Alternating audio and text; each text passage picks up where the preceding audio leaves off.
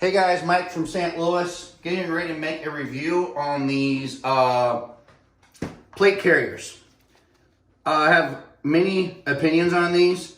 Some good, a whole lot of bad. I think one thing is I have seen, especially during this COVID hype, everybody running out, getting scared, buying tactical gear. The riots kicked off. Every civilian went to tactical shit in St. Louis, and it was literally, they were selling thousands of these chest rigs, plate carriers. So I think the problem is people get confused on exactly what this is for. Anybody who's ever actually worn this with both plates in it, for veterans who've been in combat, guys who've done SWAT raids into, a high-risk house like myself, full of suspects or whatever, or maybe respond to an active shooter scene, which I've also done. The thing is, these things are extremely heavy, extremely cumbersome. It's not something you want to be running around in, and it's definitely more when you're ready to bang it out, and if you're a soldier out in the combat, in the field, in a war zone, where you're going to be getting shot at a lot, you're wearing all this other gear, you're wearing this thing too, it's going to give you a lot more survivability with these plates in here. But what I'm saying is, when you're bugging out, trying to get home, doing this, surviving the end of the world, you're not going to be walking around in this thing. Anyone who thinks that you're going to be wearing this thing has lost their mind.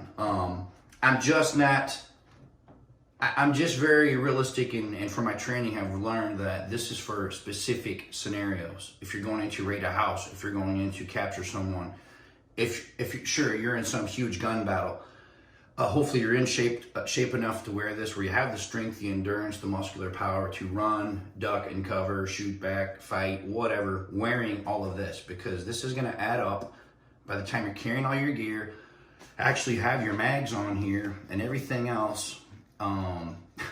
This is a lot of weight, guys. And, for these guys who are these, couch potato preppers, or whatever you want to call it, they're going to have a rude awakening. So if you're not training with this on and have some expectation of what you're dealing with here, and also realizing you're only going to don this thing out in certain scenarios, you're already off to a horrible start. Again, I just did the war belt video setup, which you would obviously wear with this as well.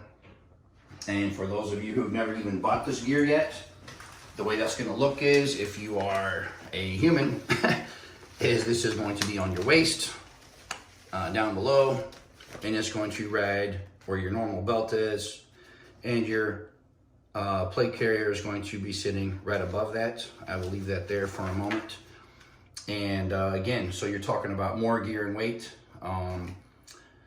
And again, personal preference. Another pro tip for guys who are getting into all this: everybody thinks you need to have all the gear, all the weapons. If you're wearing a full kit, you're all kitted out, you may not necessarily need to carry a handgun. That again is personal preference. That's going to shed off mags, handgun, and weight. If you have an AR-15 and you can't take care of business with that, it just depends. If this jams or something, you have a stoppage, you can go straight to the sidearm. There's millions of scenarios once again. So with this, this is a Shellback Tactical plate carrier from Tactical Shit in St. Louis. A great group of guys out there. So there's an admin pouch in here. I've got a lighter, some face paint, a small flashlight that has a red lens. There's actually a lot more things I could put in there, like a multi-tool or what have you. So here I've got a small IFAK kit, and I can go over the contents of that in a later video. The construction of this thing for around $500 is very nice. It's got tons of padding on the shoulders. Super thick padding, not the cheap stuff. It's got the back padding running up the length of the back. I've also got here, I got a strobe light, which has dim, bright, flashing, and red. So for map reading or whatever at nighttime or navigating. And then on the back here, let's flip this thing over. I actually affixed on an Osprey. I just strung it through, tied it up, flipped it on. Osprey pack, which came with my 80 liter Osprey backpack. I like the color of it. It's super lightweight, super durable, and holds a ton of stuff. And also I can run hydration through that. I know I'm running through this quickly. As far as the only other thing really missing on here is that I've got a small SEER or escape and evasion kit on my belt right now. In that case, I would not need to have it on here. And when I'm saying escape and evasion / SEER, a lot of guys carry the IFAK kits. The other thing I always have somewhere in the gear is a small breakaway, rip away escape and evasion bag. Small military carries, all special forces, anybody who's really going to get their hands dirty out there, get into things where they may be on the run, maybe trying to evade being taken as a prisoner, lost everything, lost the fight, lost their weapons.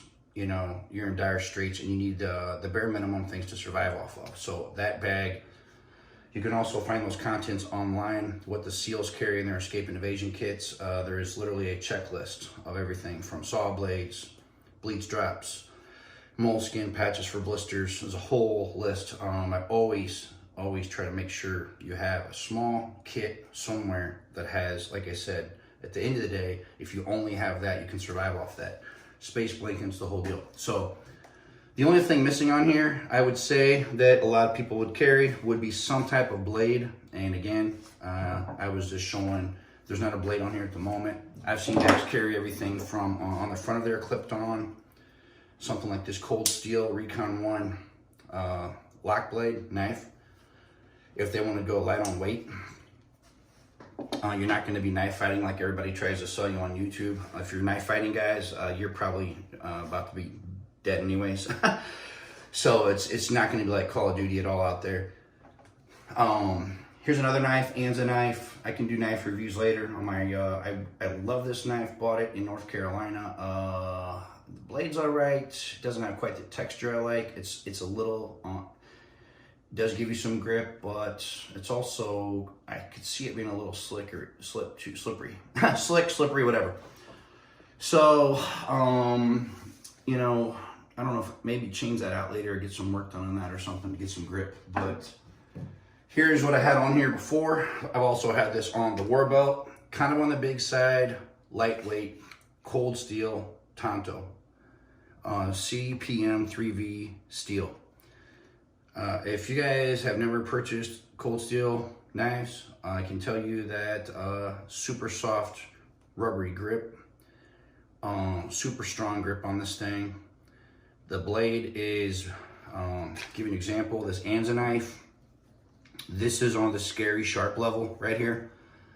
This Cold Steel knife is a whole nother level. I have had their knives and for a while now, and I've never seen anything this strong and this sharp in my life. Actually, when I get the money coming up next, I'm going to buy one of the Cold Steel made samurai blades, because if it's anything like this, I can tell you I would not want it getting swung at me. But awesome sheaths as well. I painted this one up.